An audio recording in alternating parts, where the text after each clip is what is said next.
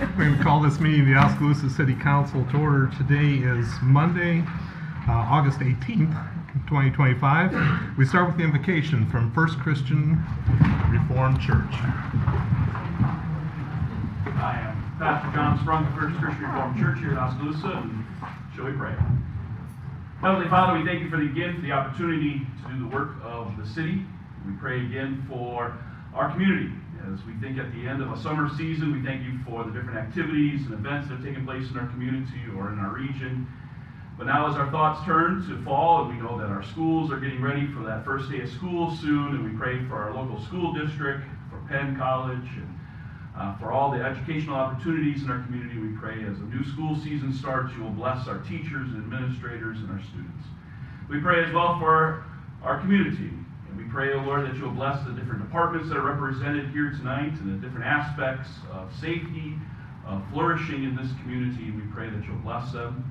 We thank you that you've protected us through recent storms. We know the rains that have come that have given moisture to the earth, but we thank you that we've been free of the flash floods and flooding of other communities in our region.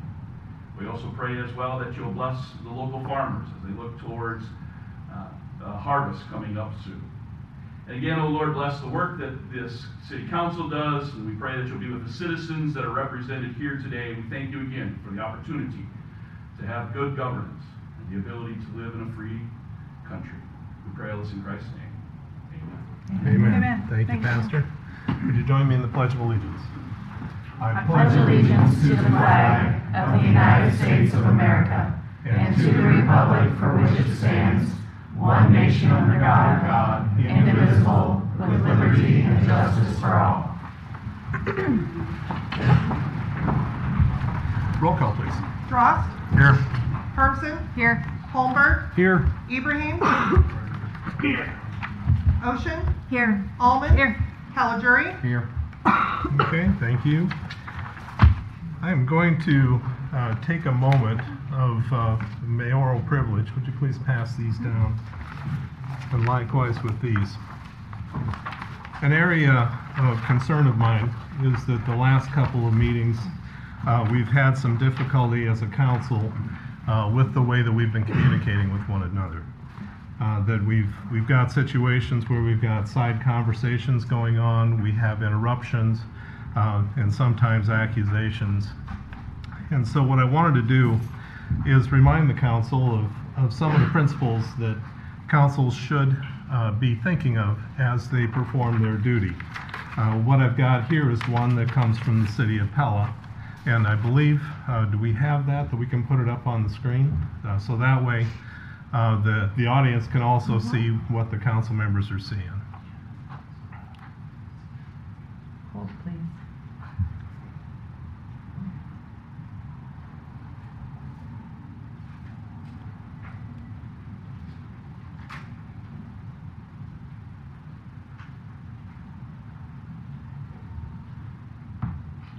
Sorry, it's really slow.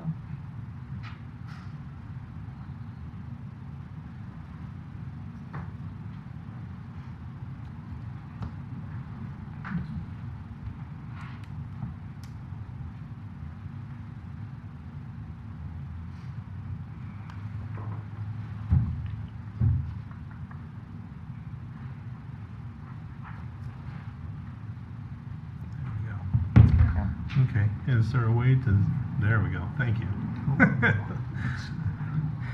You'll get it.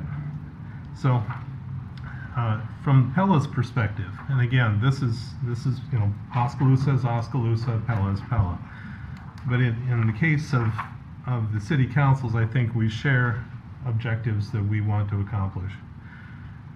As elected officials, they pledge to promote civility through extending respect to others, listening to understand, disagreeing without disrespect, engaging, collaborating, speaking up to address incivility. And so as a council, the way we treat each other, first of all, and I'll just go on down the line in the upper right corner, respecting and appreciating the other ideas, opinions, knowledge, and insight. We come from different backgrounds. We have different upbringing, we have different people that have influenced us over our lives, and therefore we have our own values that we bring to the table. Those values are important, and they need to be shared, and they need to be respected. Number two is listening to understand. that one of the problems that we bump into from time to time is when someone is speaking, we start thinking about how we're going to respond. Frequently, if the council member is taking the time on an open microphone to honestly express what they're thinking, they deserve our listening and our understanding. We may not agree with it, but at least understand. Number 3 is to engage with the intent of seeking common ground. Compromise, we have some of the, over the history that I've been involved with Oskaloosa City Council, we have had some really interesting crafted compromises that have taken place that have benefited the community in many ways. Number 4 is disagreeing without disrespect. Understanding that we will have split votes from time to time. When that event dies, for whatever solution, so does any resentments that go with it. We're still on the same team, we're still working together. We're trying to do what's best for the city. Number 5 is understanding the preconceptions and biases. I've touched on that already. And then directly addressing incivility when it occurs. So one of the things that I'm blaming myself for in the last couple of meetings is I haven't been aggressive enough in saying stop on-side conversations, or where there's been an interruption, saying stop, let's let the person talk, and then we'll take turn. It goes on further. As far as city leaders, Pella elected officials expect decorum from citizens. You can read through those yourself. The one that I wanted to point out, though, is the understanding that number 4, city council decisions are made to represent the majority of the community, not individual situations. It's pretty common for council members to get sideways with their friends from time to time, that they think it ought to be one way and the council member thinks another, and that can challenge a friendship. But in the end, it's what we're doing that's best for the city of Oskaloosa. And then number 6 is that the presiding officer, I'm going to do the best I can with guidelines to keep it all civil and keep it all working well. But I wanted to bring that to your attention. So, with that in mind, thank you for your attention. Gets us into community comments. This item is reserved to receive comments from the community for concerns whether or not they're on the current agenda. The community is encouraged to speak before the mayor and city council, asked to keep statements brief, time limited to no more than 3 minutes. Any questions are to be asked to the city staff, council members, or the mayor prior to speaking to the full council, so concerns can be properly researched and answered away from the meeting. Comments are to be directed to the mayor and city council only. Thank you for the yellow slips. I'll be calling to those in the order that they lay there. I don't have any particular order in mind. There are, I believe, 6 hearings, public hearings that we're going to be doing tonight. For those who are here for one of the items where there is a hearing, the only difference between this and the hearing later on is that this one has a 3-minute time limit and the other hearing won't. So with that, let's start with Angela Foster. I'm Angela Foster. I'm 2288 Lynn Avenue. I am here on behalf of Oskaloosa Main Street. And good evening, Mayor and City Council members. I want to thank you for allowing me this opportunity to speak. I'm here tonight to respectfully request that you approve the motion to provide a letter of participation and support for the Main Street Challenge Grant that we have on the agenda later on. This is for the Foundry Market at 121 North Market Street. And what this property is going to do, it's a significant building in our downtown district that is, these improvements will help us preserve historical preservation along with providing economic vitality and community use. And the exciting thing for me also is it is going to add additional upper housing for the downtown district. So I would ask that you look at this and listen to the story that Kevin and Ben have, and hopefully your heart will tell you that this is a good project and will help our downtown district. Thank you. Thanks, Amy. Thank you. Next is Jackie Davis.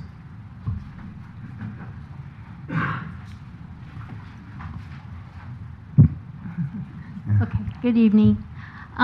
I just want to thank you guys for your time again. I'm here on the 8th Avenue sidewalk and road. Most of my neighbors are here as well. As you see, we've kind of come together on this.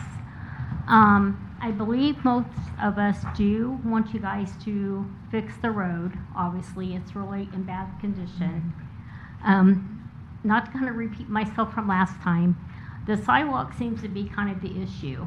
And I know you said it'd be like 30, 40 days. If there was emergency situations, which we have had at my house different times now, you said they could come through the yards. If you've been down the street, we have Mid-American transformers all down one side of the street. There's like big trees. There's like a, what do you call it? A gated area, not a gate, a fence. So to me, it would be very hard for emergency vehicles to get down through the yards to begin with. I live right by the field, and to me, I don't really see where putting a sidewalk in would be very beneficial, because I'm just right there and there's the field. And it's to my acknowledgement, Rocky has had this field for quite a long time, and I really don't think he's under the assumption of wanting to sell this property.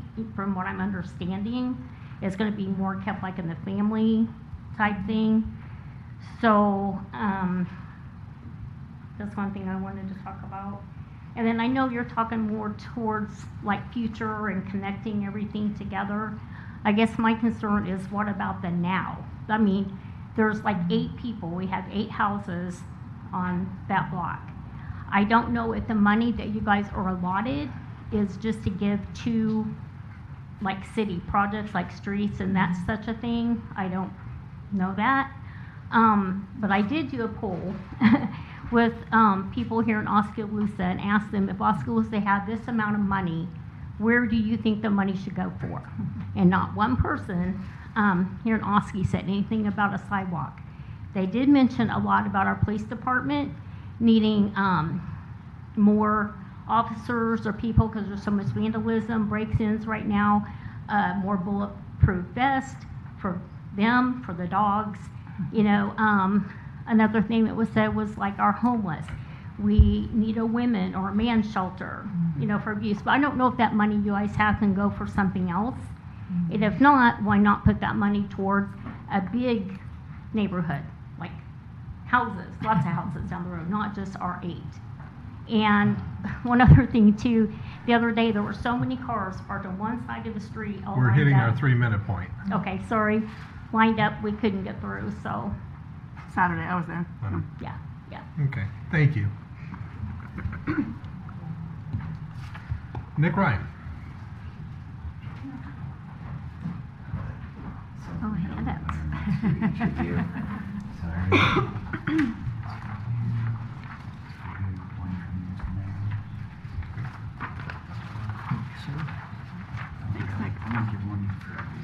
Oh, yeah, absolutely.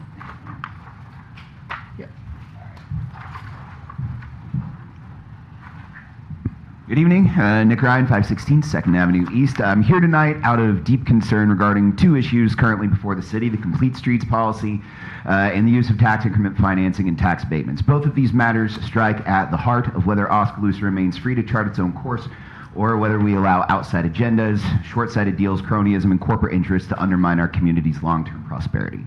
When it comes to Complete Streets, our Complete Streets policy was drafted under the influence of globalist planning frameworks and elitist preference for control over individual liberty. The philosophy behind it is not neutral. It is explicitly tied to a broader globalist push to discourage personal vehicle ownership, increased reliance on taxpayer-funded transportation, walking, and biking, which doesn't make a ton of sense in a community where the weather is horrible nearly half the year, and mold Oskaloosa around UN Sustainable Development Goals. While that may sound attractive on paper, in practice it erodes freedom of residents to choose how they live, how they travel, and what kind of neighborhoods they want to live in. Worse, it strips flexibility from this council. A one-size-fits-all policy prevents elected leaders such as yourselves from tailoring infrastructure decisions to the unique needs of each neighborhood. What might make sense downtown doesn't necessarily make sense in a residential area or along a commercial corridor or on 8th Avenue West. I urge you to repeal the existing policy and replace it with one that restores local discretion, respects freedom of movement, and gives considerable weight to public input. I've supplied each of you with a draft ordinance to use as a jumping off point for that. On TIF and abatements. For years, Oskaloosa has leaned heavily on TIF and abatement deals sold to the public as economic development, yet our tax base has not exactly expanded greatly in proportion to the promises that we've been made. Instead, Oski's working class and poor citizens shoulder the cost while select developers and big business reap most of the benefits. Now the proposed expansion of those giveaways, moving from a 5-year sliding scale to a 10-year 100% abatement, is not just reckless, it's unfair to the taxpayers and small businesses that don't see that kind of special treatment. Before this council considers any changes to policy or approves any new TIF abatement packages, the public deserves full transparency, and for that reason, earlier today I submitted a public records request to the city clerk requesting not only a complete record of every TIF and abatement awarded by the city, who received it, what the project was, how much value was abated or redirected, and for how long, but also, and most importantly, whether it resulted in a measurable, lasting increase to our tax base. If the city cannot demonstrate that these tools have worked in practice, then there is no justification for expanding them. In closing, both these issues, complete streets and the TIF abatements, reflect a deeper question, and that is who controls the future of Oskaloosa. Will it be our citizens and their elected representatives making decisions based on the will of the electorate and accountability, or will we surrender to globalist agendas, developer-driven deals, and corporate and special interests that compromise our freedoms and burden our taxpayers? I urge you to act with courage, transparency, and loyalty to the people you serve. Repeal the current complete streets policy in favor of one that preserves local choice, and require an assessment of the success of all past TIF We're and at 3 abatement minutes, deals sir. before entertaining any new ones. Anything less is a disservice to the community. Thank you. Andrew Gross?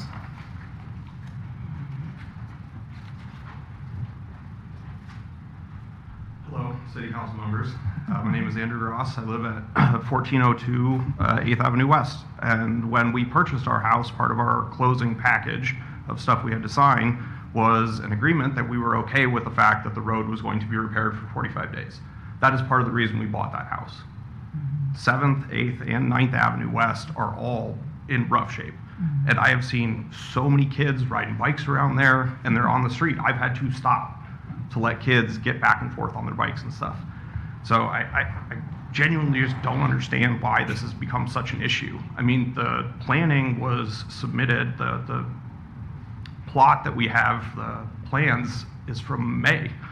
Why is this taking so long? Why is this such a contentious issue?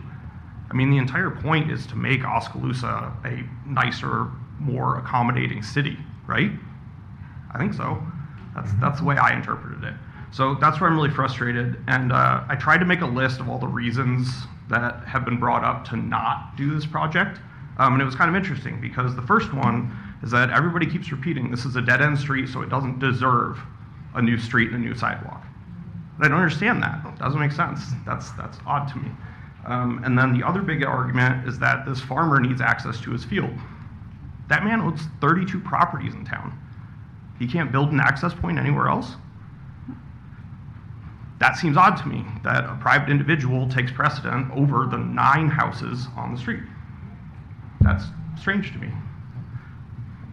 So another big point that I had, is that people are talking about this being too much of an inconvenience.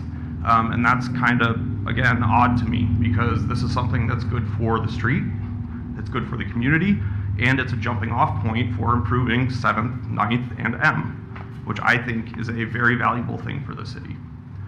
It's also very frustrating to me that the 2 council members who are pretty vehemently against this, one of them has a very nice sidewalk and a very well-maintained road in front of their house, and the other one is currently having their road redone. So the fact that they are championing not passing this is extremely frustrating to me. So thank you for your time. Thank you. And Brant Boland.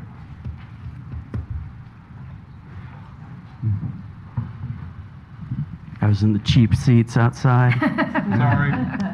That's fine. Brant Bowman, South Market Street. This last week, Andy McGuire and myself represented Oskaloosa at the Iowa Arts Council Art Caucus, where different leaders in various arts and culture community meet at the Iowa Economic Development Building, and we plan out the direction of funding for local events for next year and the future. Over and over again, we were greeted with compliments about how Oskaloosa, for our size, has some amazing things going on. My own project, the Uplifting Puppet Parade, we stacked on top of art on the square. It just wasn't a fun frosting. It was economic development. We brought in $12,000, about half of which came from an Iowa Arts Council grant and a lot of funding from the MCCF. It not only brought in that money directly into our economy, a lot into a local hardware store, but also it brought hundreds of people in that either made things or came to watch the parade. Every time there's an arts event, be it a big play at the George Daly or one of my big crazy puppet things or the lighted Christmas parade, that is a economic boost to the community. We partner a lot. Now here's the problem. I don't know if anybody watches the news, but there's been a real attack on funding from the federal level, and that trickles down to the regional and the state level. And as we talked about at this art caucus, in order to keep stimulating our economy with these events, we're going to have to keep looking for more partnerships from community groups, local, smaller places, and we're going to have to partner up as communities to continue to fund these, because right now the support's just not there at a federal level. When you do this, you're just not helping an artist, but you're helping a whole lot of businesses in this community. You're helping restaurants, you're helping hotels, because it's just not us out there. There's a whole lot of people coming to enjoy these things. So I just want to just encourage the council and all the leaders in this community to look for ways to partner with the arts to keep the community and the economy strong. Thank you. And that's it for the community comments. Next item up is the adoption of the consent agenda as presented. These are all items that are acted on in a single motion. They are routine in nature. The only one I would call council attention to is item H, which is a resolution scheduling a public hearing on September 15th, and that's for levying special assessment against private property for weed cutting by the city. Do we have a motion of support for the consent agenda? So moved. Second. Okay, any discussion? Roll call, please. Hermsen, Yes. Holmberg, Yes. Ibrahim, You there, Boo? Yes. Sorry, I said yes. Ocean, Yes. oh, sorry, Yes. Almond, Yes. Caligiuri, Yes. Dross. Yes. Okay, that passes. Boy, we got some rhythm now. Okay, first up, item 8. This is to consider a motion supporting a grant opportunity through the Iowa Economic Development Authority's Empower Rural Iowa Child Care Grant. So, the Mahaska Health Foundation agreed to serve as the lead applicant for this grant. It funds a comprehensive community child care needs assessment, and that assessment would engage local businesses, providers, and families to better understand our current child care landscape and identify actionable strategies to address the shortage in our area. As part of the application, Mahaska Health Foundation is seeking a letter of support from the city to strengthen their proposal. Our support would demonstrate a shared commitment to improving access to quality child care for families in the community. So approval of this item provides direction to the mayor to execute a letter of support. Do we have a motion for this? So move. Second. Okay, any discussion? I think this is crucial for the development of the small town, better child care. So absolutely. Okay. Roll call, please. Holmberg, Yes. Ibrahim, Yes. Ocean, Yes. Almond, Yes. Caligiuri, Yes. Dross, Yes. Hermsen, Yes. Okay, that passes. Item B, This is to consider a motion to provide a letter of participation and support for the 2025 Main Street Challenge Grant application at 121 North Market Street. So Main Street, Iowa accepts one application per Main Street community per year. The challenge grant is for up to $100,000 for interior and exterior building rehabilitation. For 2025, Oskaloosa Main Street selected Kevin and Jenny Hempel's building rehab project located at 121 North Market Street for submittal. Now, is Kevin and Ben, are you here? Okay.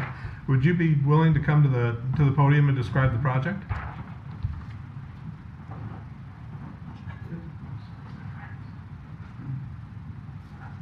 Hello. Just kind of explain what the project is. You How bet. long do I have? I can speak for hours. Yeah. I know all of you have had dinner and Free everything. milk. Great. Perfect. Make everybody so essentially, my wife and I own this property at 121 North Market Street. We come from out of state, and we fell in love with the city. And so since November 2022, I have been out here getting to know the community, understanding the needs, looking at the strategies of Oskaloosa's future, and having lots of meetings with different community members as well, putting groups together, especially with some of the kids on what they're interested in the future, and some college students as well. And so currently the property, what we're focusing on is designed for 3 apartments upstairs, so upper housing units. On the first floor, the main floor, it is designed for 3 commercial kitchens. One of them is, we have been in discussions with Tacos Jalisco in town, who's a food truck, a female-owned. She's been in business for many years here, and definitely we felt that she would be a great asset into the property. And so, and she definitely feels like she needs a kitchen. And so we'd like to provide that place for her to be able to cook and continue to support the community. And then the big spot area that I'm really excited about is this area of an event center called Inspiration Tunnel, a place for people to experience when they go and have some food. And if they're looking for something to do out in Oskaloosa on a Friday or Saturday or sometimes even Sunday, to be able to go through that area and be inspired by things that are happening not only today, but that might happen in the future. And then the downstairs on one of the sides of the property is right now just designed as a small community area, kind of leaving that open there. And we're going to be submitting, or we'd like to submit, for the challenge grant for $100,000. And where those funds are going to go towards is the critical area of the rooftop, so that we can get that sealed up and replaced. It'll have a full brand new roof on that building, and then we can start working on the 3 apartments upstairs, so we can get some housing back into the community in the upper area. Those of you that have been in the community and kind of seen the property, you may have known it as the Beacon of Hope project. Oh, okay. We just recently changed it for this reason alone. When my wife and I had purchased the property, we really sat for a long time and thought about what it means to be or be involved in a project that could be considered a beacon of hope. A couple weeks ago, I had traveled to Savannah, Georgia, and then up to Minnesota, and then came down to Oski. And on the way down, I was listening to a podcast that guided me to potentially have the opportunity to change the name. So I went back into my notes of 2022, and I found the note where I named it the Beacon of Hope, but I had missed a word prior, and the word was the project and building will become a beacon of hope. And so based on what's happened since 2022 all the way till today, and the fact that I'm standing in front of all of you in the community right now, it's pretty much a miracle. But we decided to change the name from the Beacon of Hope because it's already become that. A project for the community of hope, and we've decided to name it the Foundry Market for the reason that it for the first time after several years, I finally saw my wife and I come together with the community of Oskaloosa and kind of forge that relationship to progress forward. So that's the Foundry aspects for future innovation, entrepreneurship, business ownership at a small scale, startup world, and then And then the Market Street is just an ode to Marketplace for all past history. You know, it's I've received a little market spot on Market Street, which I thought was cool. So, yeah. Thank you. Okay, thank you. Questions from council? Okay, thank you very much, gentlemen. Yeah. So this is to a motion to provide a letter of participation and support for the challenge grant. Do we have a motion of support for that? So moved. Second. Okay, any discussion? Appreciate the interest in the community. We've had a lot of success with challenge grants, and I hope that this will be a success as well. Well said. Roll call, please. Ibrahim, Yes. Ocean, Yes. Almond, Yes. Caliguri, Yes. Drost, Yes. Hermson, Yes. Holmberg, Yes. Okay, that passes. Item C. This is a special presentation having to do with the ICMA Phoenix Award. Sean, would you be willing to tell us what that's about? Thank you, Mr. Mayor. So the city of Oskaloosa has been fortunate enough that we've received 3 rounds of EPA Brownfield assessment grants that we've used throughout the community. Those have totaled to about $1 million, which is currently in the process of being spent. Obviously, it's been very beneficial to us in many places in our community, but one of the places we've seen the most improvement is the development now referred to as Coal Mine Loop. That area had been long undeveloped because of the perception of the coal mines that had been in the area and uncertainty with regards to what would be able to be built there, what kind of costs would be involved. So through this EPA assessment grant, we were able to go in and do that assessment to take a look ahead of any developers having any interest and figure out what issues there were going to be. And through that, it facilitated growth. We've seen the hotel that's out there. We've seen the Trio building. And that's been made possible partially through the efforts of the city and the EPA. The Development Services was obviously involved tremendously in getting these to go, and also with our community partners. And as a result, the ICMA, we were nominated and ended up being awarded this Phoenix Award. The ICMA, gives one of these awards to one member of each region that the EPA has. And we in Iowa here are in Region 7, which is Iowa, Kansas, Missouri, and Nebraska. So there's only 10 communities in the United States that receive this award in any given year, along with some individual awards. And Oskaloosa was selected based on the success of this project. So it's pretty remarkable for a community of our size, to be honest. Some of the other projects were multiple million-dollar projects in downtown Chicago and things like that. So they felt that considering the size of our community, this was a very strong development. So what's it look like? Probably a water pump. Wow. Oh, it's pretty cool. Oh, that's cool, Sean. Well done, Sean.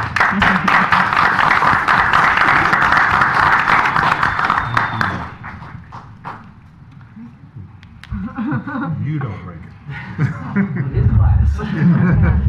Thank you, Sean. Thank you, Sean. Sean, could you add a little bit? There was Coal Mine Loop, but you said there were several projects that were brownfields development. So the I thought you Brownfield mentioned grant. 3. I just wanted to be sure. Yeah, the Brownfield grant is kind of community-wide. We've had smaller developments, just individual locations. Okay. I believe the Pizza Hut, the laundromat on High and South G, is that right? Yeah. Was the And a few other. brownfields? There's been Okay. other locations throughout town that we've used these funds on. Okay. But the Coal Mine Loop development is obviously far and away the largest of those. Right. So. Right. But the small ones add up. Absolutely. So, yeah, absolutely. That's what I've been pleased to see. So thank you. Thank you very much, Sean. Thank you. Item D. This is to consider a resolution in support of proposed terms to be included in an agreement for private development having to do between the City of Oskaloosa and One West LLC. So in June of 2023, the City Council approved a site plan for One West. It's an $11.2 million, 3-story mixed-use building on a 3-acre site on the Coal Mine Loop. Project includes basement parking, first floor commercial space, and up to 36 second and third floor apartments. Developers Brian Rich of One West. In June of 2024, the council passed a resolution supporting One West's Iowa Workforce Housing Tax Credits application to the Iowa Economic Development Authority. Those tax credits were awarded in August of 2024. The developer also applied for brownfield tax credits in 2024, but the application wasn't awarded. The developer is reapplying in the 2025 round. So the developer has applied for city financial assistance.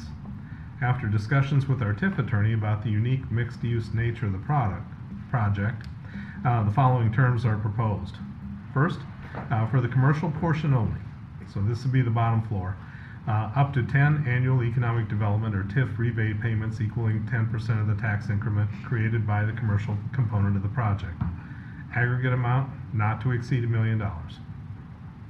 For the residential portion only, residential property tax abatement for 100% of the value added to the improvements for a period of 10 years for that portion of the project assessed as residential. And so for item 2, our TIF attorney, Nathan Overberg, has recommended amendments to our urban revitalization plan and an increase from a 5-year sliding scale, which is what we currently have for residential, to a more competitive 10-year 100% abatement going forward in order to help Oskaloosa fill its housing shortage. So is Mr. Ridge here tonight? Just okay.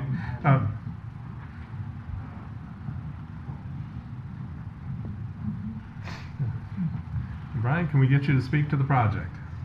Yeah, I'm Brian Ridge, One West. Good evening. I want to thank everybody for giving us the opportunity to present this tonight.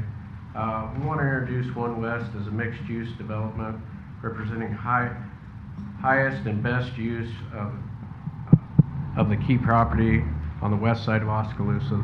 The project sits on 3.3 acres on Coal Mine Loop, which is a vacant loop that we are actively working on getting a brownfield grant on and preparing the redevelopment of the site and transform and utilize the ground to serve Oskaloosa for decades. One West will be a wood-framed and masonry, fully sprinklered with an elevator for accessibility and safety.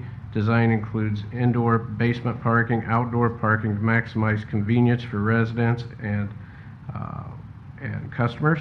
Inside the building will be 11,500 square feet of retail, ideal for restaurants, shops, local services, 11,500 square feet of commercial office space designated to attract professional tenants. Inside, the upper 2 levels will be 32 modern apartments, mix of 1, 2, and 3 bedroom of high quality housing. We believe that One West will bring tangible benefits to Oskaloosa. It will expand and diversify employment opportunities throughout the new retail and commercial business space. It will provide affordable, quality housing to employees and local companies to help them attract and retain their workforce. It will strengthen the west side of Oskaloosa with development that enhances both in appearance and activity. And by investing in high-quality design, we're confident this project will be a long-term asset to the city's growth and reputation. To make this project feasible, we've secured significant resources, bank commitments, cash and equity from the development group, and a $1 million workforce housing tax credit. However, that remains, leaving us a $2 million gap in our proposal that we have to fill. So we proposed a combination of TIF rebates, local incentives, and state incentives. This isn't just about making numbers work, it's about partnering with city support so we can unlock the site's full potential and deliver a project that pays dividends, property taxes, jobs, housing, and economic activity for years. Here's some examples of ones we've done in the past so people can be more aware how TIF can work and city incentives could work. We did a project with the city of Marion. It was a 20-year TIF, 100%.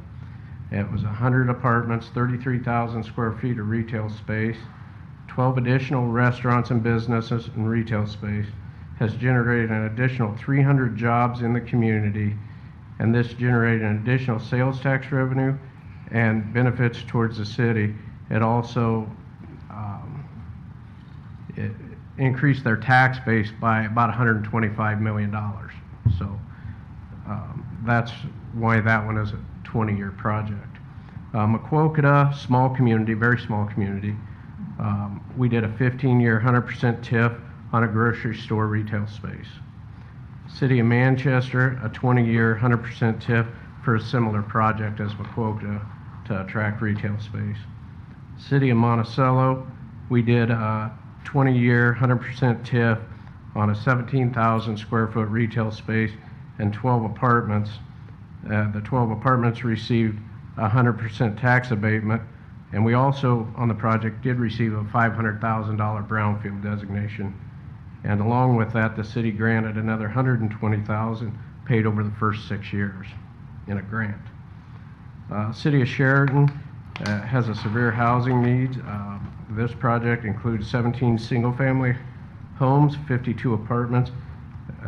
They did a 15-year TIF rebate. And something to understand about the TIF rebate on residential, even though it's 100%, there's a 40% rollback that stays with the community. And these are just a few of the examples of projects we've worked on. And without community support, none of these projects would have ever happened. So we want to stress that we are fully invested and we are ready to spend several $100,000 on this. We've already spent a couple $100,000 in designs to accommodate the coal mine area. And we're not here just with an idea. This project is ready to go, and we put time and money and energy behind it. Our goal is to begin turning dirt in September, and part of that goal is we have a commitment for an extension from the state on our brownfield. If we're moving dirt, they extend us out an additional year on our workforce housing tax credit. Otherwise, we will need to return that to the state. That kind of maybe answers your questions as to what the timing is. The other part of that timing is we tabled this a year and a half ago because the interest rates were so high that we just couldn't get the numbers even close. And we're still far apart on that, but we believe in the 18 months, we're going to see some interest rate changes. It's going to help this. We think this, that One West is the highest potential best use of the property on the west edge of Oskaloosa and will provide housing, growth, and opportunities and transform a vacant lot into a community asset.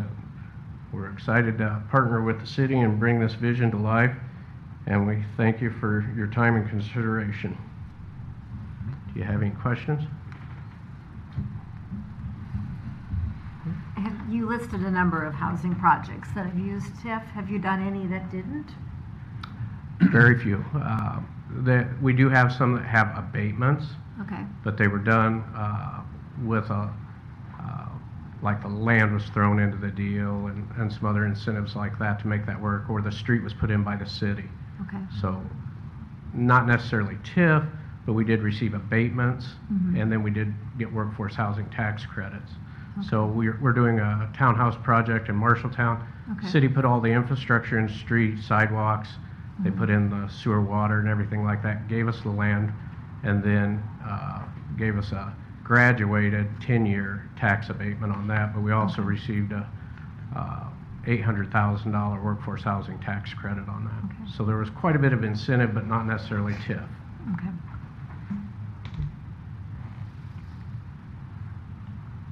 Any other questions?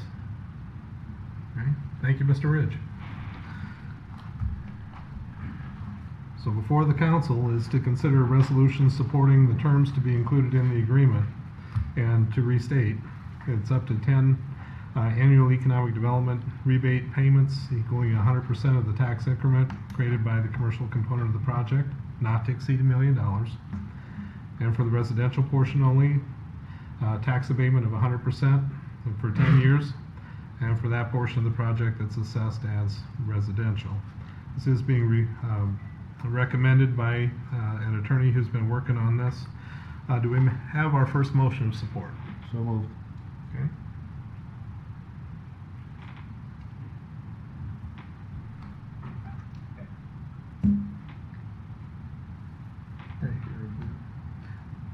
The the boot. Did you say anything? So I was seconding it. I'm not gonna take away, I don't know, but second, if we have. Okay. Okay, thank you. Okay, comments, questions? I think it's 10 years that the city won't see a dime of taxes. I understand your stipulations for being short $2 million that I'm not supportive of. Okay. Would it also require a change of policy first? I feel like we're putting the cart before the horse. Because We don't have a 10-year it's policy. 5-year, right? Yeah, we don't have a 10-year policy. No. We would have to change the policy. Okay.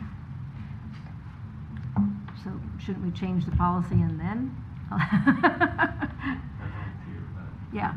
So Okay. this is more just like a commitment with council's planning to do this. Okay. But, yeah, until we actually change the policy, would be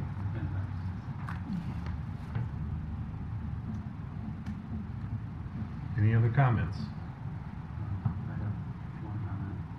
When I talked to Brian about this, there is a Brownsville grant that he's applying for right now. I think it's around 400,000, something like that. I can't remember the exact number. And if he were to get that Brownsville grant, what I suggested to him is that we reduce the TIF offering by the amount of the grant that he gets. We don't know if he's going to get it, but so that could reduce it down to 400,000 or so in offering, and hopefully he gets it. So if you wanted to make a change, then you do an amendment to passing this item. Okay. Because, correct me if I'm wrong, but it sounds like we have two issues. We've got the TIF grant, and we have the 10-year tax abatement, which we don't have a policy for. But those are two issues, or is there only one?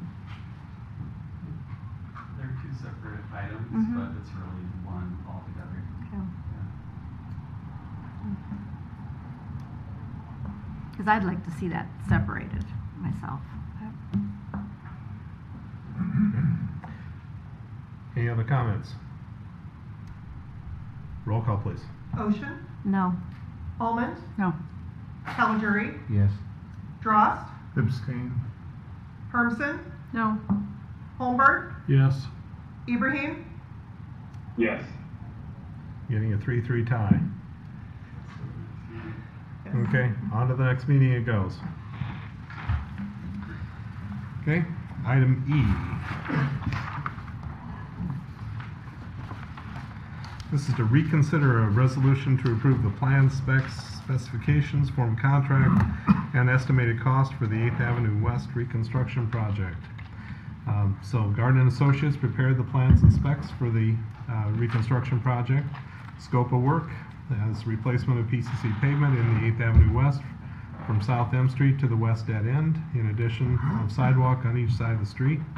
Work including but not limited to 1,215 square yards of PCC pavement, 256 square yards of PCC driveways, 255 square yards of PCC sidewalk, surfacing removals, subgrade preparation, subbase, site cleanup, and surface restoration with an engineering estimate of $192,138.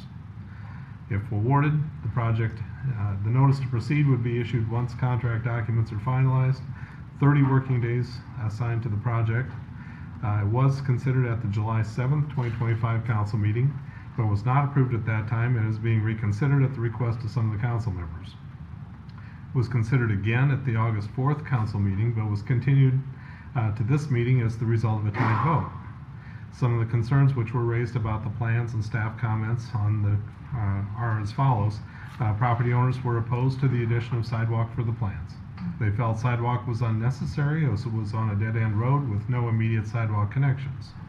There were additional concerns that the sidewalk would take a significant portion of the property yards or property owners' front yards, and that the sidewalk could be a wasteful use of funds. Staff does note that the new sidewalk design is consistent with the Complete Streets policy, and being on a dead-end road does not exempt it from the policy. The General Sidewalk Code requires the construction of sidewalks along significant construction, and additionally, staff is planning to connect this sidewalk on the rec trail to the north after completion of the project. The sidewalks are designed to fit entirely within the existing right-of-way. The houses in this area are designed according to the Oskaloosa Municipal Code and are set back at least 25 feet from the front right-of-way line, and so all houses have a minimum of 25 feet between the house and the sidewalk. The Complete Streets policy specifically calls out that sidewalks would be considered prohibitively expensive in situations where they make up more than 20% of the overall cost of the sidewalk. The engineering estimate for the sidewalk for this project totals $16,295. That's about 8.5% of the total project estimate.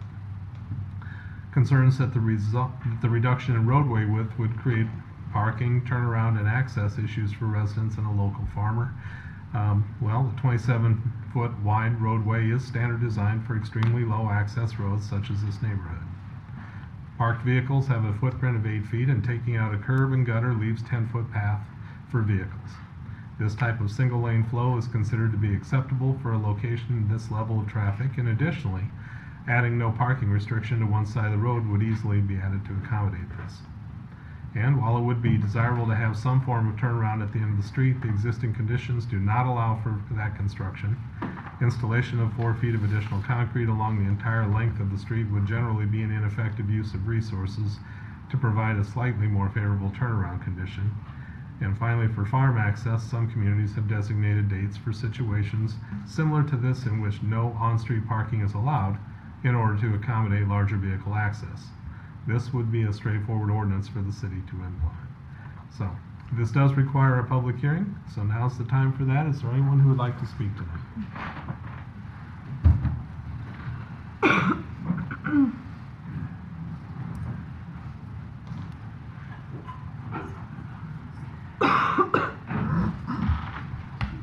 Hi, my name is Lori Brainerd. I live at 1410 8th Avenue West. Thank you for listening to us. I'm one of six of nine houses that do not want sidewalks. I have lived there for 22 years. When I was looking to buy a house, part of the reason I bought a house there is because it's almost like being out in the country. I grew up in the country. When I moved to town, it's nice because there are no sidewalks. There's a field at the end of our street. And in the time I've lived there, I can honestly say I've never thought, gee, I wish we had sidewalks. And talking to some of my other neighbors, they feel the same way. And nobody comes down our street except the people that live there, their family, their friends, delivery trucks, emergency vehicles now and then.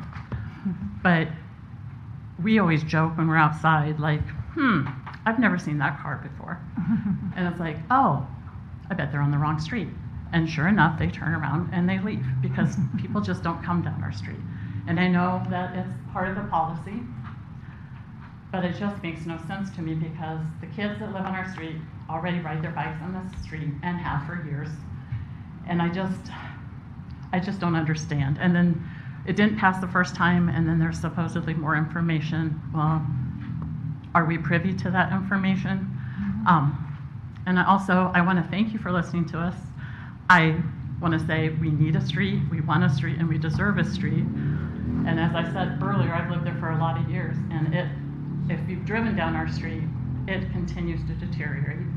And, it used to be you could avoid potholes, but not anymore. And then when people park on the street, because a lot of people don't have garages on our street, it just causes a lot of problems. So I want to thank you for listening to me, and I'm in favor of not having sidewalks, and I would just like our street to stay the same, except be fixed. Thanks, Lori. I'm Jen Martin, and my husband just literally sent me a picture, and he said, I literally had to back out because a car was coming down our road and we couldn't pass each other. And that's with it the size it is now. And that's because the Russells are having some kind of party, so they can't pull into their driveway. So there are 10 vehicles on the side of our road right now. Okay? And as far as I go, I'm going to look at my notes. I want to know, how are you going to decide if there's only one sidewalk, which side of the street gets a sidewalk? Okay? And I also want to know, if only parking on one side of the street, what side can they park on? If sidewalks are on both sides, people on both sides will need to park on the road because some only have a single driveway, being me. And I have a business at the end of this street. I have lived here the longest. I have lived here for 33 years, and I'm very passionate about this, and it has nothing to do with the sidewalks for me anymore. I'm just so sick and tired of it. But I want my daycare people to have access to my road and to have access where they can park on the street, because parking on one side of the street isn't going to matter. Like I said, right now, Russells are having a party, so if they can't park on both sides of the street and they have them a lot, they will park on the one side of the street where you're going to allow it. My daycare people will not be able to pull into my driveway because I have a single driveway. So where are they to park? Because like I said, that's my business. That's my livelihood. The other day, I also took pictures, like my husband, of people, because Russells were once again having a party at the end of the street. There were 5 vehicles on one side of the street and 2 vehicles on the other side of the street. So the people that live there, they do use both sides, and you should be able to do that. Like, that's your street, that's where you live.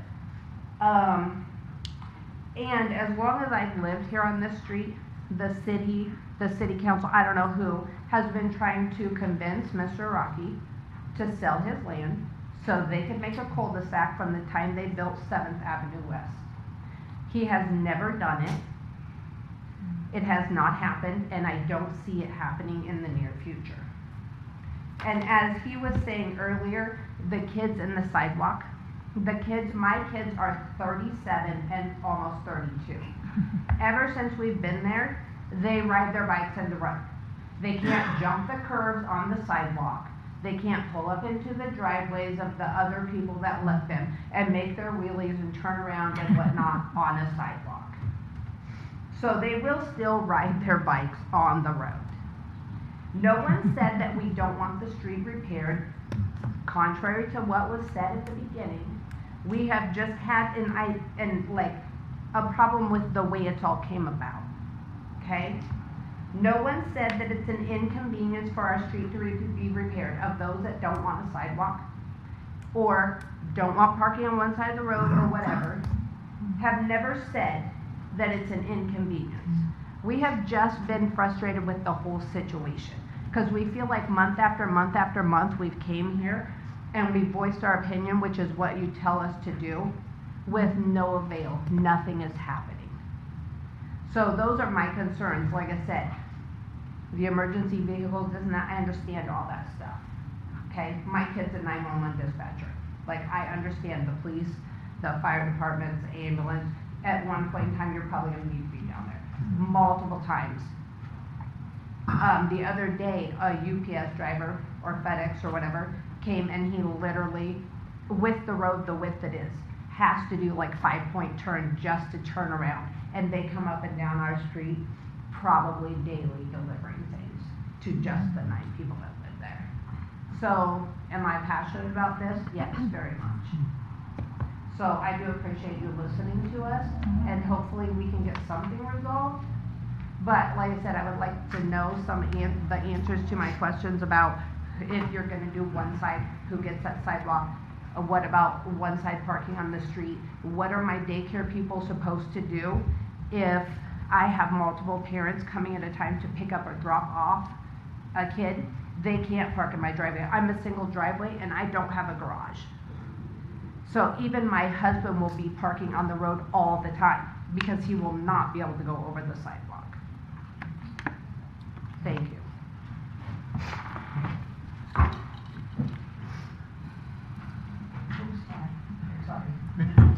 Is there anyone else who would like to speak? Hi. My name is Julia Fleming, and I live at 1402 8th Avenue West. I'm here again to speak on behalf of the road repaving issue. First, I'd like to express my disappointment at the miscommunication perpetuated by this council around the terrible state of 8th Avenue and the assumptions that a dead-end street doesn't deserve to be repaved or deserve a utility like sidewalks, which would benefit us all and increase our home values. Second, I would like to emphasize the importance of the vote today, as we are no longer discussing whether or not we are getting sidewalks. This vote is about whether or not 8th Avenue will get repaved at all no longer in 2025 probably, but even in the 2026 fiscal year. Due to the confusion of this council, the lack of a coherent discussion around this issue, and the lack of a conclusive vote in the July 21st study session, it comes down to the original plan. Or the bid will expire after this council session. It was the council's job to offer us other options and other plans, and we were not offered any other options, such as what was asked for by my other neighbors who have many great points. I do agree that they are valid in their points, even though I do want sidewalks. I think their points are valid and their questions are valid, and it was the council's job to propose something and to have something prepared before this bid expired. So we are now down to sidewalks or nothing. Myself and many of my neighbors who are not present today because they're apparently having a party have confidence in this plan, and we do want this plan to happen. But most of all, we need 8th Avenue to be repaved. This street is a disaster, and it will get worse this winter, as it has gotten worse with the rain already this summer. And now, thanks to the delay in this council, we will likely wait another winter, and the city will waste more money, more than $16,000, which would have, I guess, we wanted to save, but we definitely haven't saved, on filling wasteful potholes to have the street repaved, even if you do vote yes. And if the council votes no, there will be even more expensive project because it will require a new bid. The street will get worse. The residents will be even angrier, and you'll continue to waste even more council time. So 8th Avenue West needs a new road, sidewalks and all. Please complete our street. Thank you for your time.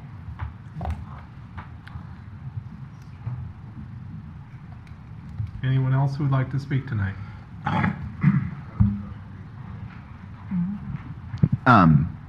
Just want to say, I think it's really, really unfortunate, the situation that all these fine folks are in, and I think it's pretty clear that the core reason how we ended up here is because the city decided to adopt a blanket one-size-fits-all policy. I think it should be clear to all of you at this point that the need to reevaluate the complete streets policy for something that has more flexibility and reflects the true nature and culture and usage of our individual neighborhoods is absolutely imperative, and I would encourage you to do that no matter what you all decide tonight. Is there anyone else who would like to speak tonight? Okay. I will close the public hearing. Did you raise your hand, sir? No, I'm waiting. Oh. We'll wave back. Okay. So at this point, I'll entertain a motion. Can I make after it's? We need to have a motion first. We've got one from Joe. Do we have a second? And the motion is for to approve the final specs, etc. Right? Okay. Do we have a second? I'll second. Okay. So we have a second. Discussion. I'd like to go first, if no one minds. I appreciate Andrew and Julia and Andrew were my neighbors, and so I feel a little bit. I wish that he was still here. There's a few things I just want to start off by saying. I've lived in my house for 22 years, guys. My road is not being redone. My road used to be a dead-end road. It's seal chipped, and the city employees, who are my personal friends, can't patch it anymore because it's in such a bad shape. So it's stripped right now. They don't know when they're going to be back, but I'm not getting a new road. So just so you know, I've been up and down this road. Last Sunday when the Russells had the 90th birthday party for a dear friend of ours, his mother, you could not pull down that road. I purposely come down your guys' roads. You guys see me. I wave at all of you multiple times. It's a funny thing, after we left council here last time, my husband called me because he's been listening to me, tried to go down 18th Avenue West. He has a truck, which is 10 feet, with mirror to mirror. Couldn't go down our road, 18th Avenue West, because there was too many people parked, because I didn't want to hit anybody, because it was that close.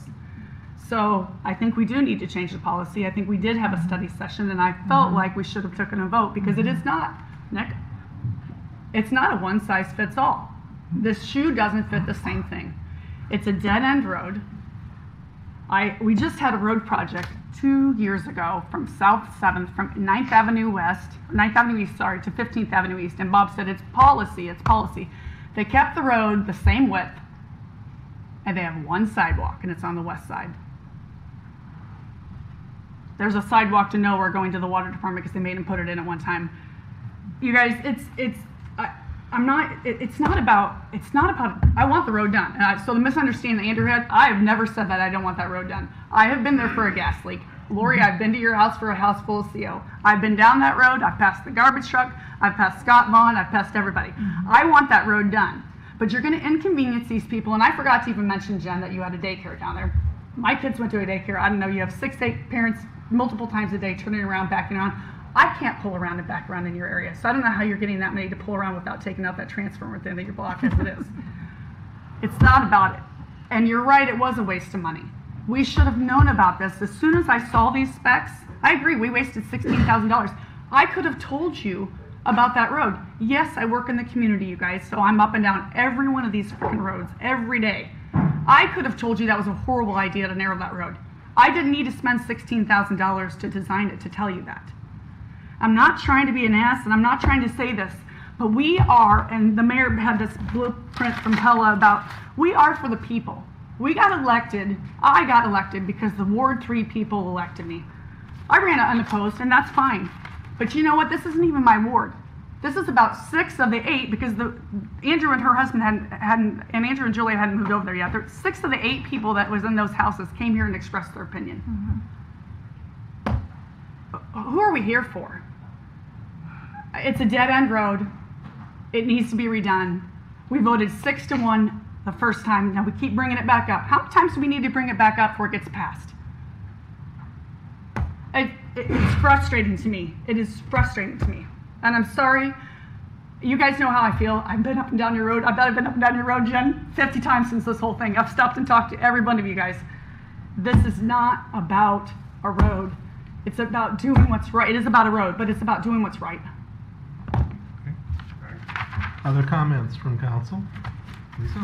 2 points, and he left. I rather resent the comment made about me. I live 2 blocks from the hospital, so I think everybody could agree I need a good road, because that's where the ambulances go, up and down.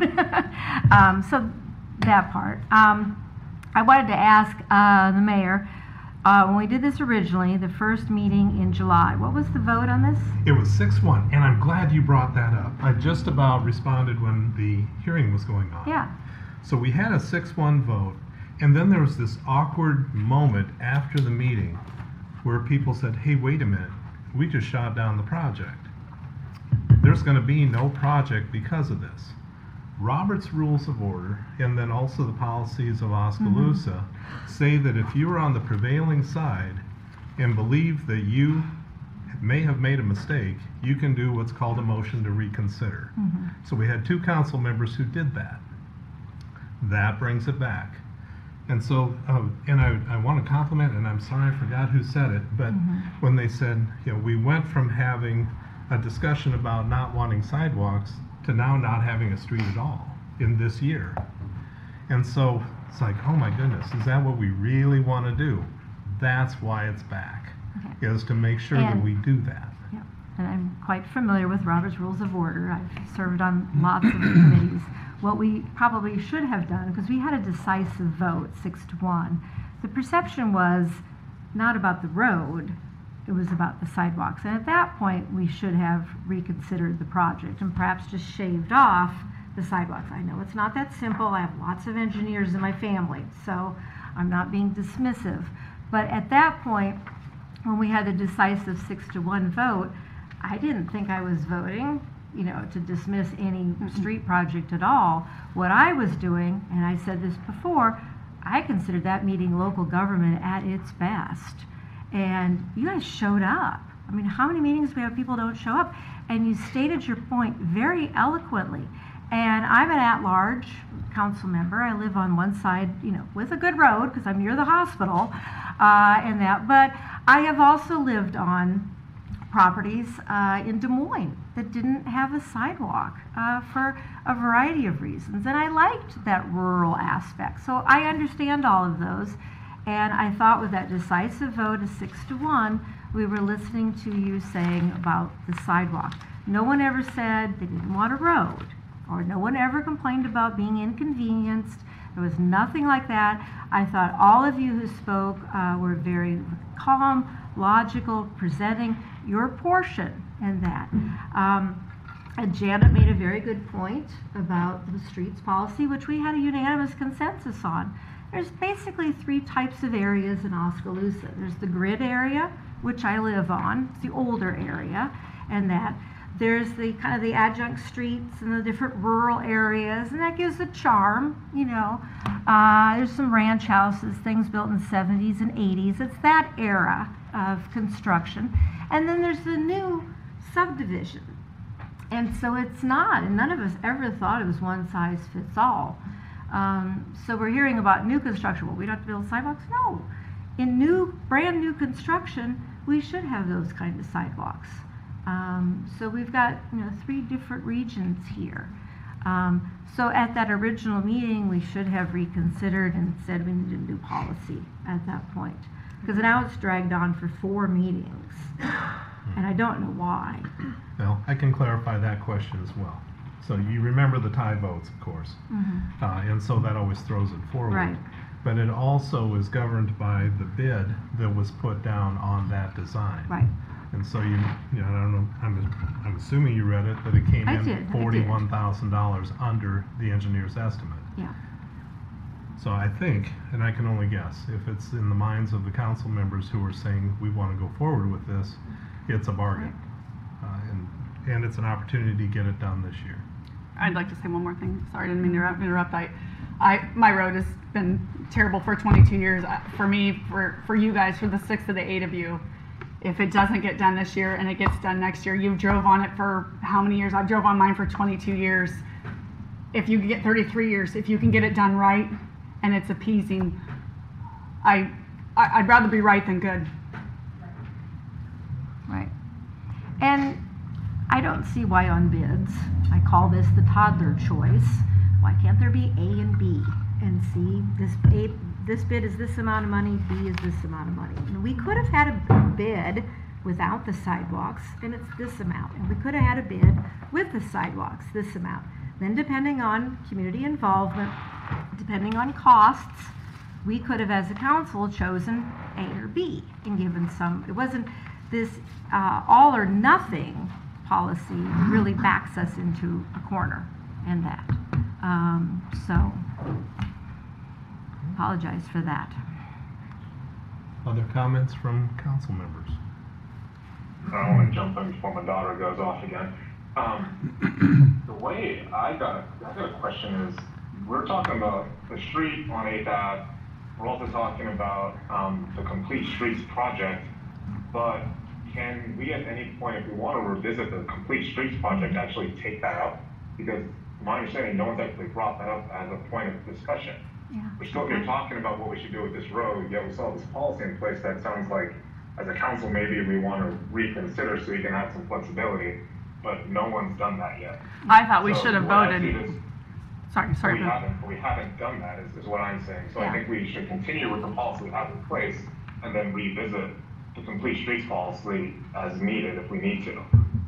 And I would disagree with you because I think during our study session about, I'm just saying this, I think everyone was in the same assumption that one size didn't fit all, and we should have probably voted then. We probably should have changed it back then. Right. Before all of this, this would have probably saved us 3 meetings. Right, because we did have a unanimous.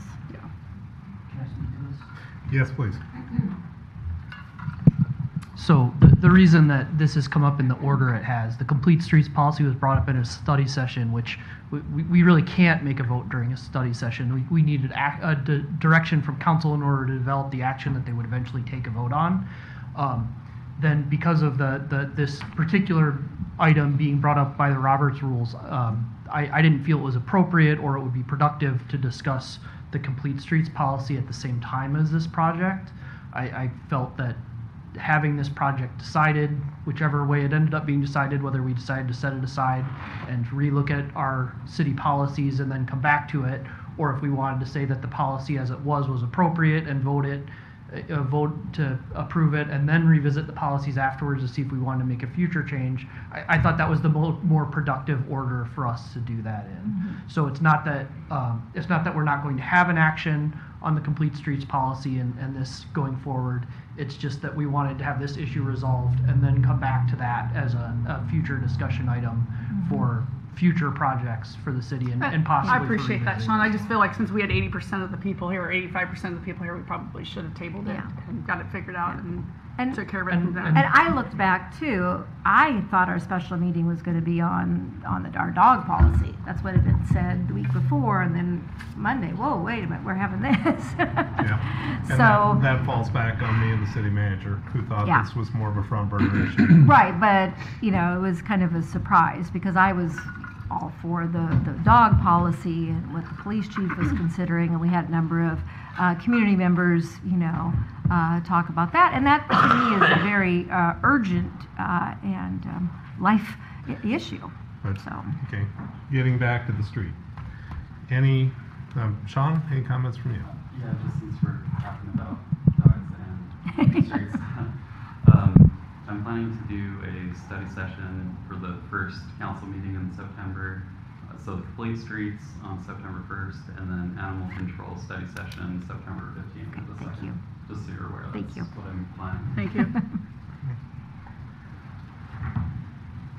Comments or questions? I've got a couple of things. Number one, I sent a message to Les earlier today. I don't know if he told you, Jen, but I just want to say that all of you that live on 8th Avenue and have commented, I appreciate how you've expressed your concern and your desires for this. It's been very civil.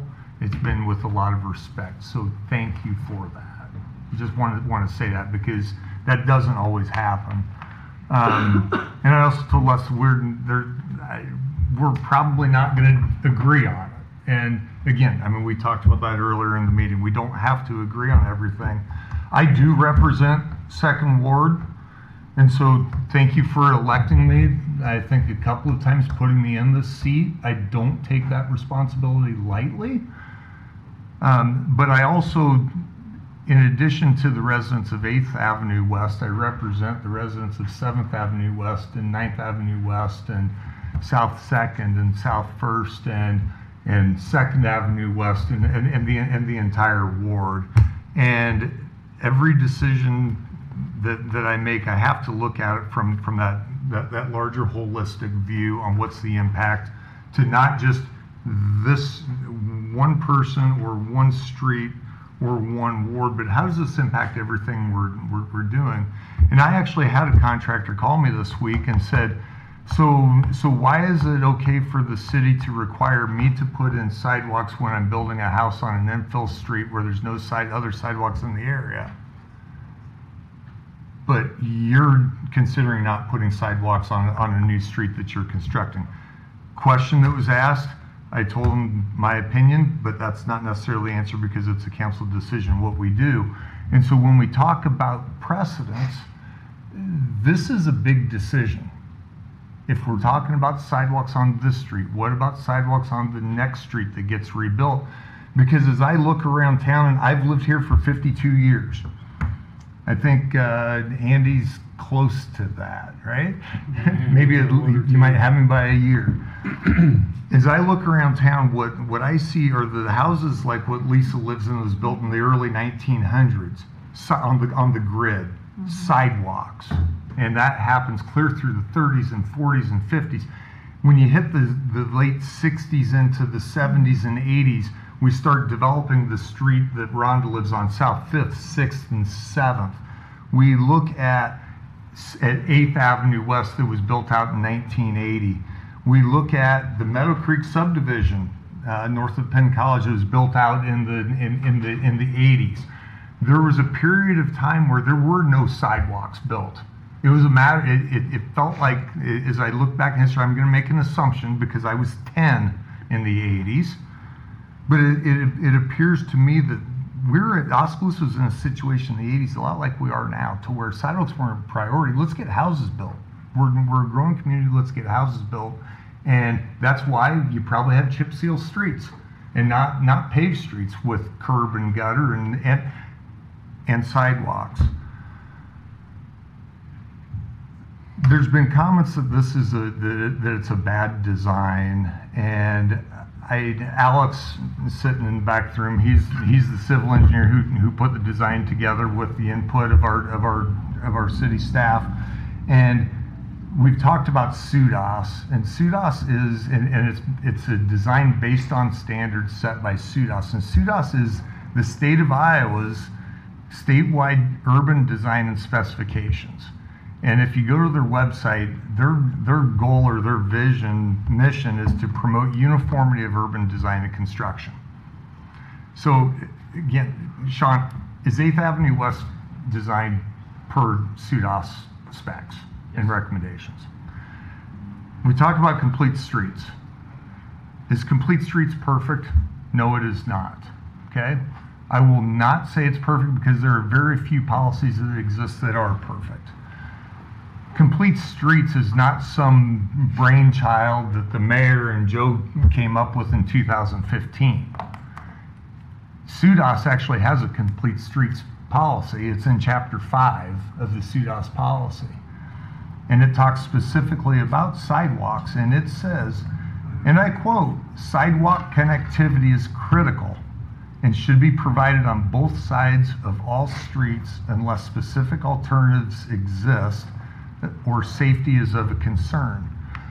We talk about the complete streets policy not having any flexibility, any exceptions or any variance to unique situations. There are 8 exceptions in our complete streets policy. How many exceptions do we need? 8 exceptions? I mean, do we need 25 exceptions? I mean, it gets to the point, again, my simple brain, it gets to the point where are we making exceptions on whether or not or to put sidewalks in or to not put sidewalks in, or are we making an exception to put a sidewalk into a project? 7th Avenue West has sidewalks just down the hill. The only difference between those two streets, 8th Avenue is 31 feet wide. Okay, I went out and measured it with my tape measure. 7th Avenue West, I'm sorry, is 28 feet, not 27. Okay, I spoke incorrectly before. Okay, but why does 7th have sidewalks and not 8th? Because it was built 20 years later. It was built 20 years later when there became more emphasis, more attention from the city or priority from the city to connect our neighborhoods. But as we talk about the width of the streets, we've had enough discussions about it with 26 versus 27 versus 28 on 7th Avenue versus 31. If we talk about public safety, if we talk to the farmer, Mr. Rocky, whether the street is 27 feet or 31 feet, if we have cars parked on both sides of the street like we do tonight, and maybe earlier in the week, Jen, not going to dispute that fact, it's difficult getting through. It is, you could probably get one car through and it would, and it would be tight. He had to back out to let somebody else through. Yeah. Absolutely. Not going to dispute that. But 27 versus 31, you're already having to back up on 31. You'd have to do it on 27 as well. I live on a 28-foot street. We talk about 17th and 18th avenues east being 26 feet wide. Similar issues. That's not a design issue. That's an ordinance issue. And Jen, I'm glad you brought up the parking because it's a very good question. You haven't got your question answered.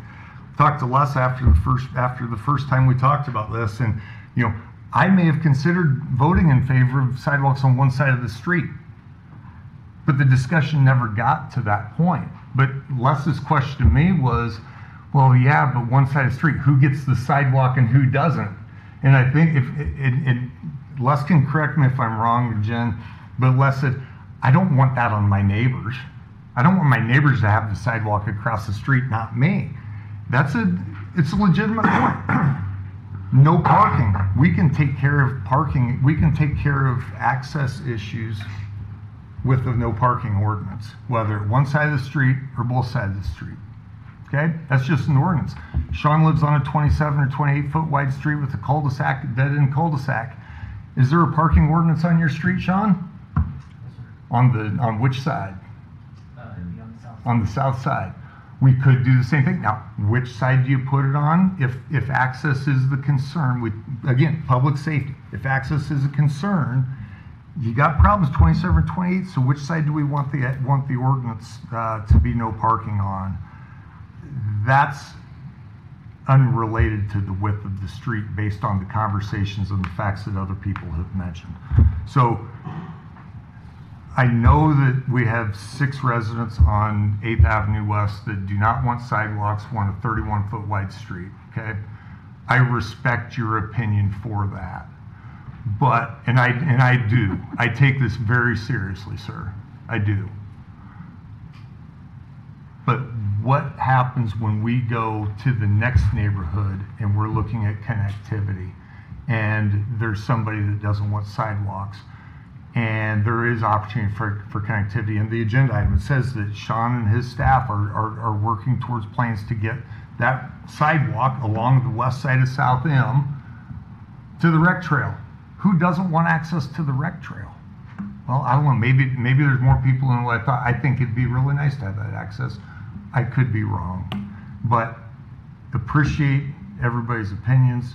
I respect those opinions, but it's too much of a precedence issue for me to say no sidewalks. It meets standard design specs as we're building streets in Oskaloosa and across the state. I'm not willing to set that precedence. Other comments from council? Is the engineer here?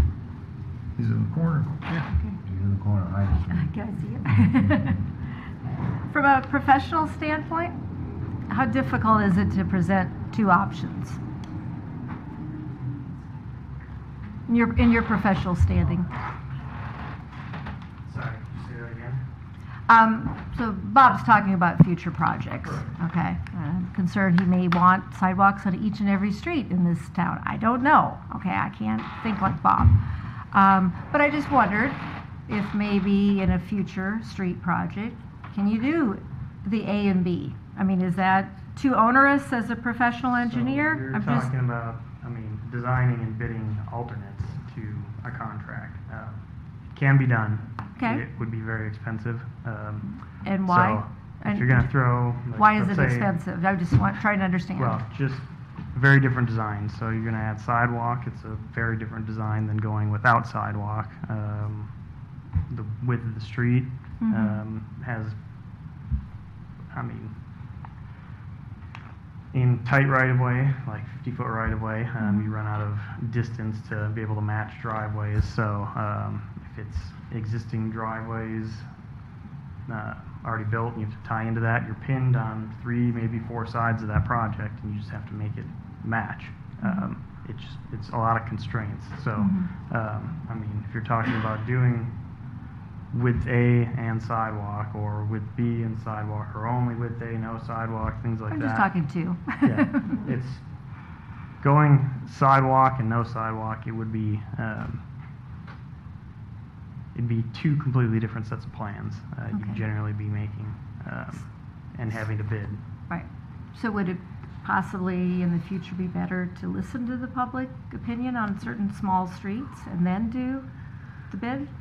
I'd say, you have That way, if you were given the instructions, we're going to do a 31-foot road, no sidewalks. Well, we're going to follow design standards and city policy. So Okay. If city policy does change, Okay.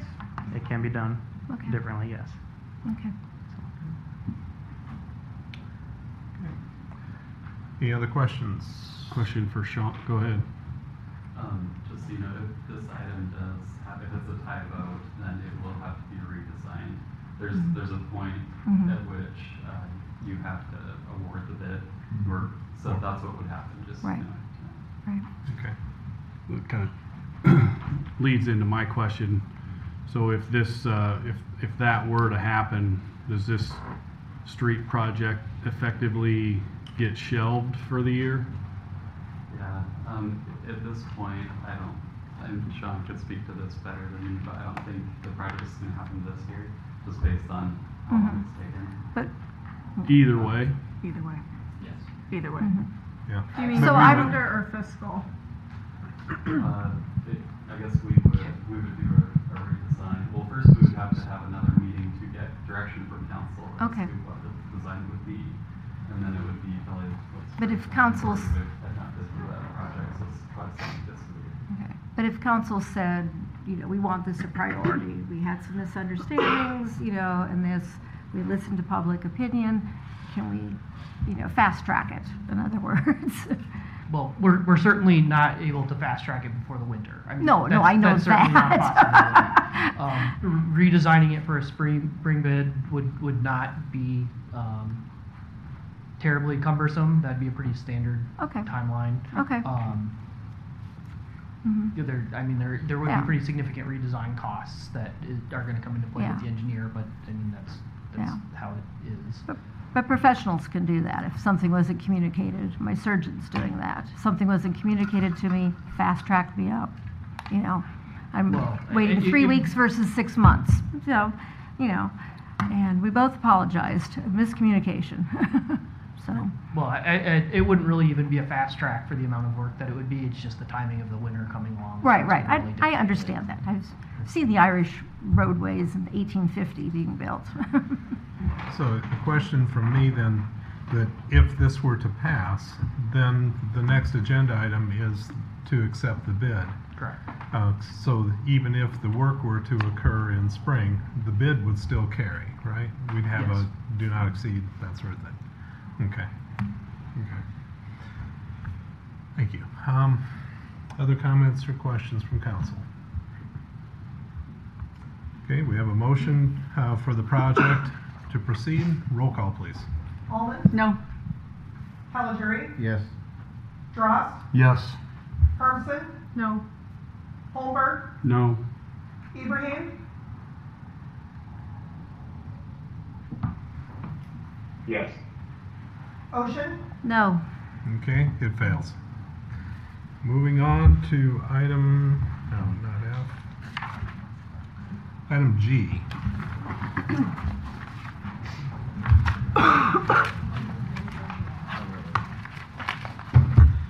Now, this is to consider a resolution amending and certifying the fiscal year 2026 budget amendment. So at this time, there's going to be a public hearing on amending and certifying the budget amendment for fiscal year 2026. It amends total revenue to $57,657,000, which is an increase of $5,757,499, and total expenditures to $57,579,875. So that's an increase of $7,481,837. The amendment is due to increased expenses in projects and grant disbursements as listed below. On the agenda, the amendment does allow the city to move forward with increased expenditures while not exceeding the legally adopted budget for the fiscal year. So the items listed, for example, the purchase of a fire pumper tanker truck, $730,000 there. Oskaloosa Housing Trust Fund loan for the Jefferson Lots project, that's $250,000. The Edmondson Pool rehabilitation was another $250,000. We had a special election, that adds another $10,000. Completion of the natatorium, that is going to be $6,998,679. And then a transfer to reimburse the fund for airport fuel, $295,230. So the revenue would be amended to include contributions for the natatorium project and transfers for the airport fuel farm and Edmondson Pool rehabilitation. Then also mention some additional capital items that began in fiscal year 25 and that finish up in 26, having to do with the mode study, $20,000 there. Street sweeper, $376,000 there. The salt storage rehabilitation, $63,500 there. Additional capital items, library repairs to the skylights, the roof, the boiler, and elevator. There's $344,000 there. And a rescue tool for the fire department, $50,000. So anyway, there's a laundry list there. It is a public hearing, so I'll open the public hearing if anyone would like to speak to the budget amendment.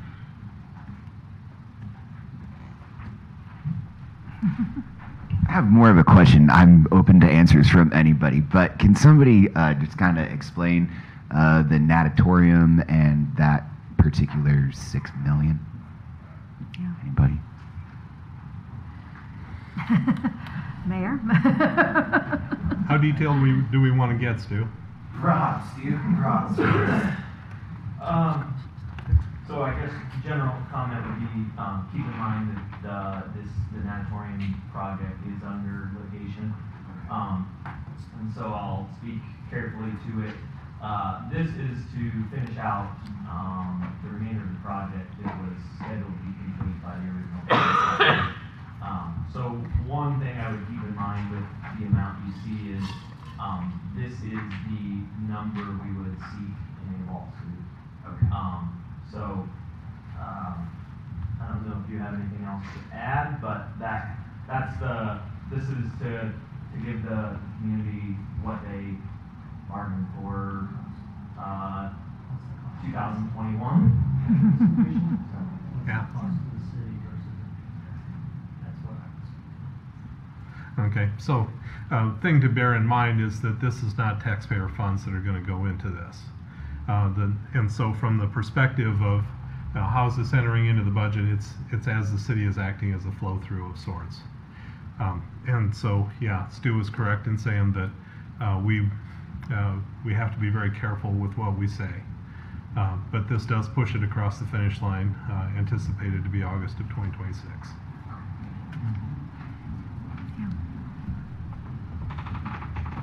Okay, anyone else care to speak to that? Okay, I'll close the public hearing. Do we have a motion of support for the amendment? So moved. Second. Any discussion? Roll call, please. Calgery, Yes. Dross, Yes. Hermsen, Yes. Holmberg, Yes. Ibrahim, Yes. Ocean, Yes. Almond, Yes. Okay, that passes. Item H. This is a resolution for the vacation of sale of 120-foot by 16.5-foot section of a north-south alley adjacent to 511 North B Street. The request is from Daryl Lancer, the owner, at 511 North B Street. It's for that alley. He listed the reasoning for the request is just grooming and mowing. The subject alley is located in an R2 zoning district. Staff has increased the area included in the public hearing to the total length of the alley that has not yet been vacated. Planning and Zoning Commission considered the request at their meeting on August 5th of 2025, recommended approving the alley vacate by a vote of 9-0 approving. Staff conducted a survey of the property owners and utility companies who have direct access. 3 of the adjacent property owners responded and as being unopposed. Of the responders, 1 adjacent property owner expressed interest in purchasing their half of the alley. And in a survey of utility companies, several indicated that there is infrastructure there and an easement would be required for them to maintain access. And so now is the time for interested persons to express their opinions. I'll open the public hearing if anyone would like to speak. Seeing none, I'll close the public hearing. Do we have a motion of support for this vacation? So moved. Second. Any discussion? I ask this every time. No one's gonna have a one-way where they can't get out, right? I mean, it's not gonna limit anybody. I like to ask that. Yeah, correct. In this case, that's always something. Whenever someone brings an alley vacate to me, and I Right. see a situation where that's going to be created, I pretty immediately advise them that that's the most likely way to get an alley denied. So, not to say, if someone puts an application, we'll process it. But if that situation is ever coming into play in one of these, it will be commented on by staff in the item. Thank you. Sure. Any additional comments? Roll call, please. Dross, Yes. Hermsen, Yes. Holmberg, Yes. Ibrahim, Yes. Yes. Almond, Yes. Calgery. Yes. Okay, that passes. Item I. is to consider a resolution levying a special assessment for nuisance abatement at 921 North E Street. This is in accordance with Oskaloosa Municipal Code 8.08.080. And so, the nuisance abatement was performed on May 13th of 2025. Certified notices were sent to the property owner and a notice to be published in the Oskaloosa Herald. And if approved, the property owner has 30 days from time of filing with the Mahaska County Treasurer to pay for the abatement in the city clerk's office. After 30 days, it's assessed to property taxes with a payment schedule at 9% interest. I'll open the public hearing. Is there anyone who would like to speak to this?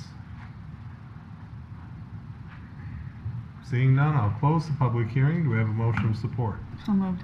Second. Any discussion? I'm just amazed by the pictures. Me too. every single I'm time. great work. Okay. Roll call, please. Hermsen, Yes. Holmberg, Yes. Ibrahim, Yes. Ocean, Yes. Almond, Yes. Calajuri, Yes. Ross, Yes. Okay, that passes. Item J. This is to consider a resolution levying a special assessment against private property for cutting and removal of weeds by the city of Oskaloosa. Title 8, Chapter 8.20 of the City Code. Let's see, we've got two properties here.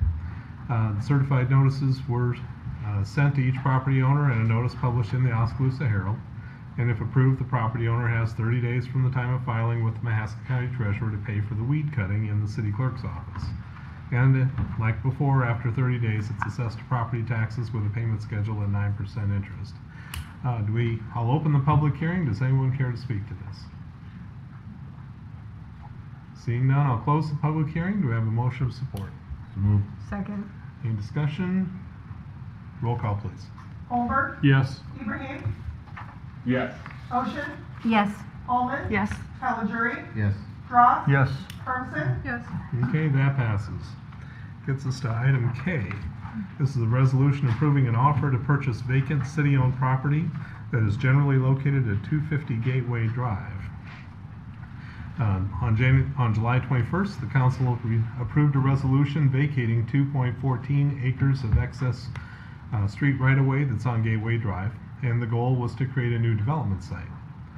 On July 23rd, staff received a vacant lot purchase application from Burrell Elites LLC of Blakesburg, Iowa for $40,000. The offer is contingent on zoning approvals and suitable soils testing to build a minimum 21 rental townhomes. A rendering of the Burrell's current project at 901 E Avenue West is attached to show what the general design would be. Oskaloosa's 2023 housing study indicated a supply gap of approximately 700 renter-occupied housing units. And to help fill the gap, our housing development goal for rental units is to build by 2030 49 to 55 affordable rate units. Those would be $500 to $1,000 a month. 49 to 55 market rate units. Those would rent for probably $1,000 to $1,500 a month. And 45 to 50 high market rate units. These would be in the $1,500 plus per month. Burrell expects these townhomes to rent at a higher market rate. The purchase offer is near assessed land value, and the development proposal, if constructed, helps the city meet its housing goals. With no anticipated need for the property for city operations, the site presents a good opportunity for housing development. This does require a public hearing. Is there anyone who would like to speak to this? Seeing none, I'll close the public hearing. Do we have a motion of support approving the offer for the purchase of vacant land? So moved. Second. Okay, any discussion? I have a question regarding the developer. Is that the same that did the apartments behind Jimmy John's, or is that a different Burrell? Yes, we did. And we also just have. Could you come to the microphone, please? Yes, no problem.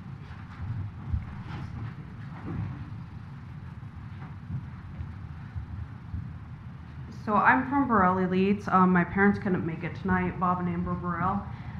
We did just get approved for 901 East, or 901 North East Street as well, but we did do the apartments behind Jimmy John's.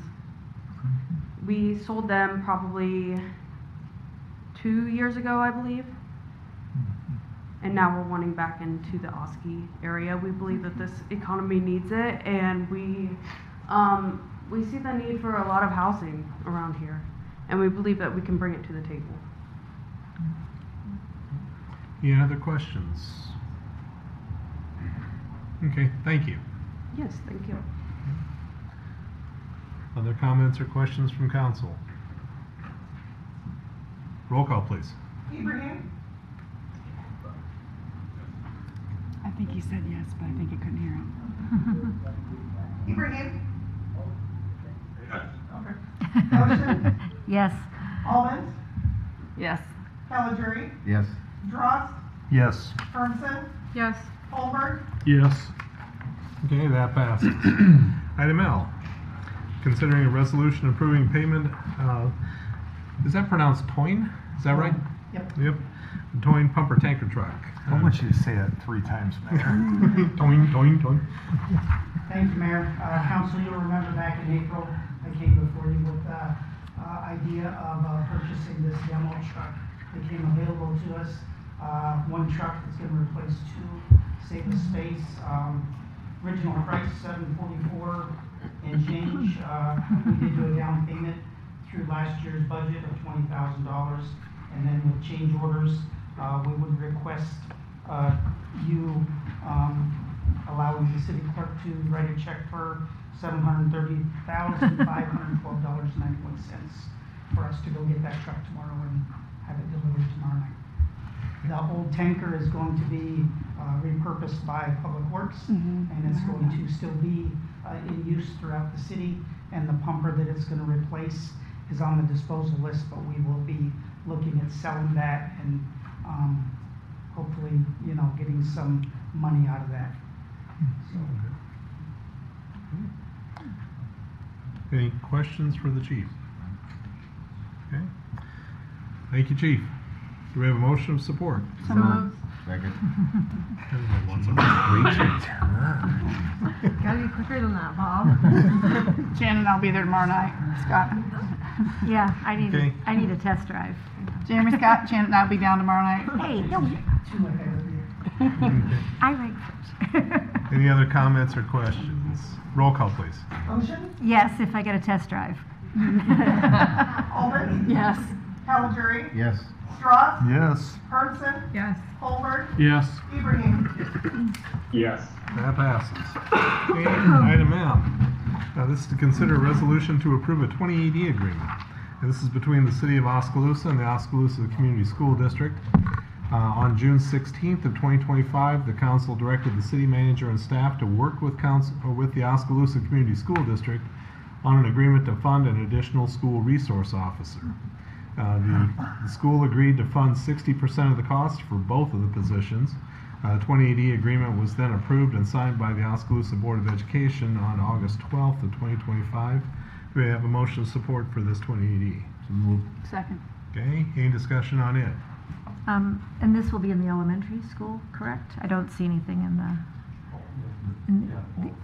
in both, okay, yeah, and it's. This yeah. is adding a new person, correct? Not. Yeah. Yeah. Right. One SRO right now, they just want to add a second. So Right. They can probably be at opposite campuses, jump back and forth. Do we know how the grant funding is going on for that position? We haven't used some of the grant Okay. funding yet. Okay. We'll keep you posted though. Thank you. Okay. Any further comments or questions? Roll call, please. Almond, Yes. Caligiuri, Yes. Drost, Yes. Hermsen, Yes. Holberg, Yes. Ibrahim, Yes. Ocean, Yes. Okay, that passes. Item N. Now, this is to consider an ordinance rezoning property located at 1201 C Avenue East from an R1 suburban residential to PI public institutional. The Mahaska Health Partnership applied for this rezoning. And let's see, the half-acre grassy lot contains a monument sign for the hospital. It's located at the northeast corner of the intersection of 12th Avenue East and North 11th Street. The application states the reason for the request is an expansion of the MHP parking lot. There's R1 zoning north and west of the site, the PI zoning to the east of the site, and R3 zoning south. Planning and Zoning held a public hearing on July 8th, voted to recommend approval on a 6-0 vote. Specific review considerations could be found in the memo that was included with the agenda from the P&Z Commission. Do we have a motion of support for this second reading of the rezoning? So move. Second. Okay, any discussion on it? Well, I know when I was at the hospital this last week, there really is a need for parking when you're there at 10 in the morning. I've had other appointments. I do feel a little sad because sometimes I see kids in the apartment buildings across the way and the Section 8 play there, and it's a loss of some green space, but it's not a formal playground. They need something else. But yeah, parking really is needed. It's a busy hospital. We're lucky to have the hospital. Yeah. Roll call, please. Caligiuri. Yes. Drost. Yes. Hermson. Yes. Holberg. Yes. Ibrahim. Yes. Ocean. Yes. Almond. Yes. Okay, that passes. Gets us to item O. This is has to do with consideration approval of liquor license applications. We've got 3 of them here, one for the Oskaloosa Gateway Hotel, one for Danley Corp. doing business as Jiffy Convenience Stores, and a new application, this one's for Quick Trip Incorporated, which is doing business as Quick Star. That'll be effective on October 1st of 2025. Do we have a motion of support for these liquor licenses? So moved. Second. Okay. Any discussion? Roll call, please. Hermson. Yes. Holberg. Yes. Ibrahim. Yes. Ocean. Yes. Almond. Yes. Caligiuri. Yes. Drost. Abstain. Okay, that passes. Item P. This is to consider a resolution calling a special city election on proposition of a continuing capital improvements reserve fund and levying an annual tax for it. So, at the June 16th of 2025 meeting, City Council approved staff determining the need to establish a capital improvements reserve fund and drafting documents for council approval to submit the tax levy for voter approval at the November 4th, 2025 city election. As revenue from property tax is reduced and the city faces challenges in overall growing expenses, the city has to look for additional revenue sources to maintain current equipment, outfit our departments with property equipment, and continue infrastructure improvements for the roads, parks, and public places. Iowa Code 384.7 allows cities to establish by election a capital improvements levy that is not to exceed 67.5 cents per $1,000 of taxable value each year. In order to add the public measure to the November 4th, 2025 city election, the council must approve a resolution calling for the election on the levy and submitting to the Mahaska County Auditor no later than September 19th of 2025. Hollers and Cooney prepared the resolution calling for the special election on the proposition of a continuing capital improvements reserve fund and levying an annual tax beginning July 1st of 2026. The levy will be in the amount of 67.5 cents per thousand of taxable value in any 1 year until repealed. The funds to be used to pay costs of capital improvements specified in the capital improvements plan, including equipment and improvement projects for streets, parks, and library. Impact of the levy will be determined by the taxable value of a property based on rollback percentage. Estimated amount per capita based on current census of 11,558 is $24.16. So staff is recommending approval of the item. Do we have a motion of support? So moved. Second. Okay. Any discussion?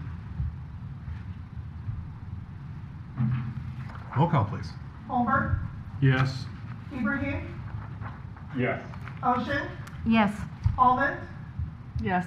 Caligiuri. Yes. Drost. Yes. Hermson. Yes. Okay, that passes. Item Q. This is a presentation from Stuart Tim. How are things going at the YMCA and Auditorium?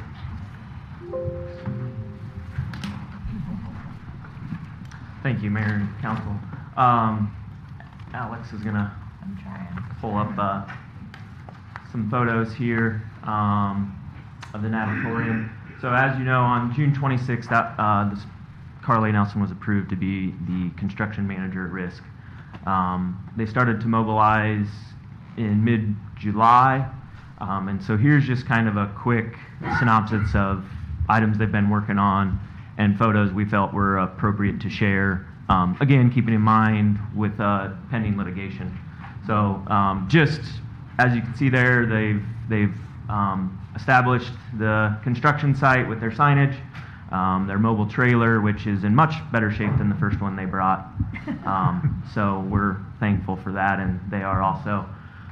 This is their access point. So the YMCA is concrete all the way on the south side.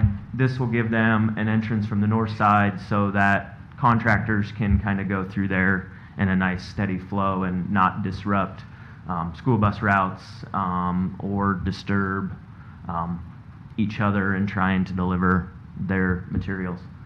The next one is the first subcontractor arrived. This is some pictures, some generic pictures of the recreation pool walls. Those have been sponge blasted. That process is similar to the sand blasting, but that technology has changed a little bit, where this sponge blasting, they're able to literally use very small sponge method and blast the concrete to get it to the texture that they need to paint and coat it. It's a cleaner material. It's also a reusable material. So that thing's going through the vacuum and sucking up dirt. This sponge blasting method is a tremendous benefit to Barry and his staff to be able to maintain their daily operations.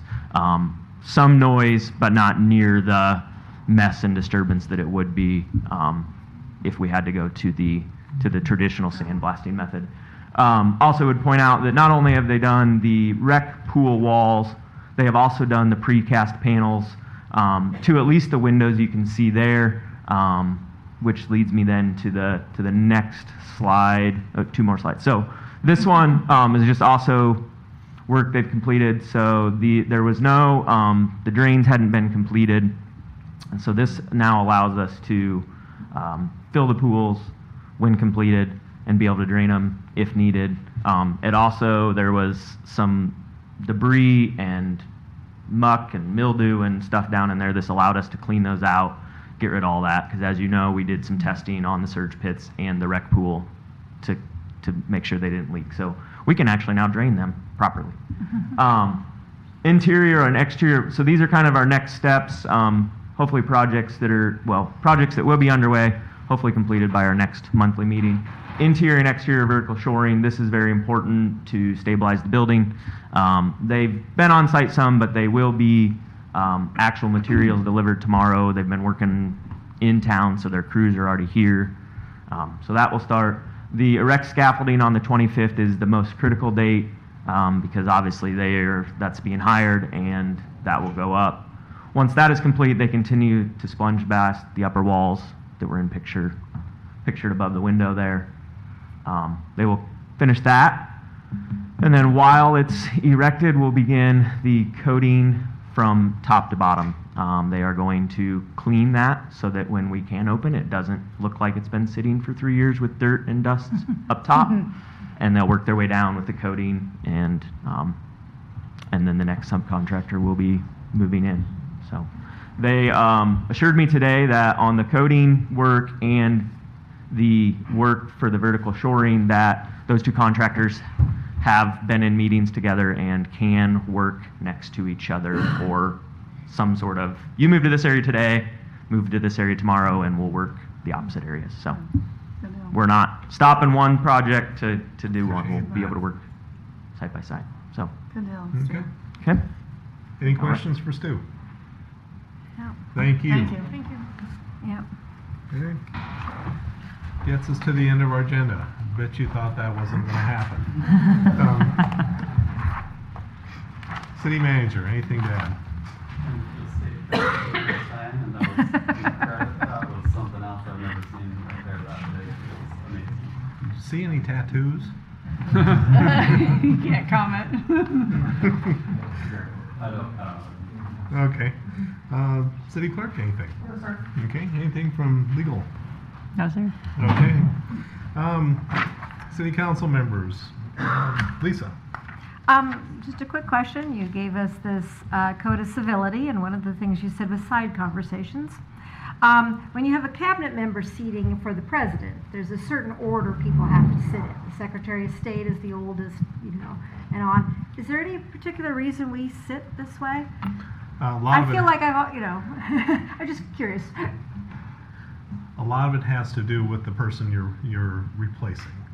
And then also, from time to time, especially when there's been an election, I will look with the city